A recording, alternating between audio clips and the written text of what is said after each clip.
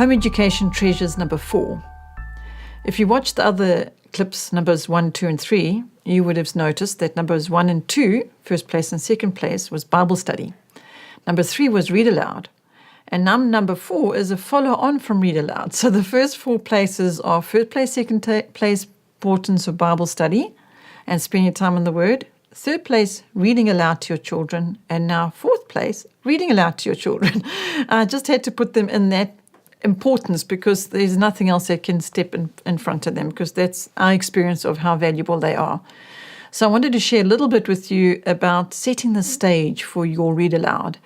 In number 3, I spoke just about the importance of read aloud, making time to do it, and I really hope you have been making time to do that, to read aloud to your children. It's really worth it, really, really worth it. So now I want to encourage you, because it might not have gone as well as you would like it, to sit down and read to your children. Because I've been hearing moms telling me that the children don't want to listen and they're talking when she's reading aloud, and it just doesn't work very well. It's not a pleasant experience.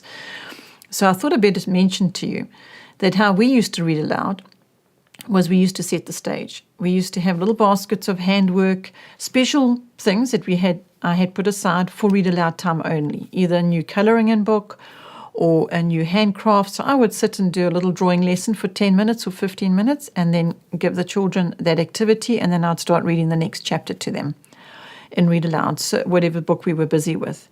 And they knew that read aloud time became a very special time. It was a quiet time, a quiet activity time. So it was training all kinds of other skills there for them that they weren't even aware of. But that's another whole clip and another whole series of value that came straight from that. But just about the read aloud, you need to set your children down and let them know that when I'm reading aloud to you, you need to listen. And you can't listen if you're talking at the same time and talking to each other.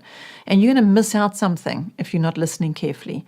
And so what I used to do, a little tip for you, is as soon as there started being any kind of conversation that was happening over and above my read aloud, I would just start reading quieter. I'd just make my voice softer and softer and softer, so that they had to listen really carefully. And so then they couldn't talk to each other, because Mom didn't just start talking loudly and reading louder and louder. And so that was just one little tip that I can give you about what we did, and it worked. So get your read aloud time ready. Make it ready. Have little baskets, as I mentioned, and do little things to just prepare for read aloud time. So when you do sit down to have read aloud time, it is a very, very special time. The children look forward to it, you look forward to it, and you get the full value from it. So I hope it becomes right up there and as a treasure for you and a wonderful memory for you to last a lifetime, because it certainly has for us.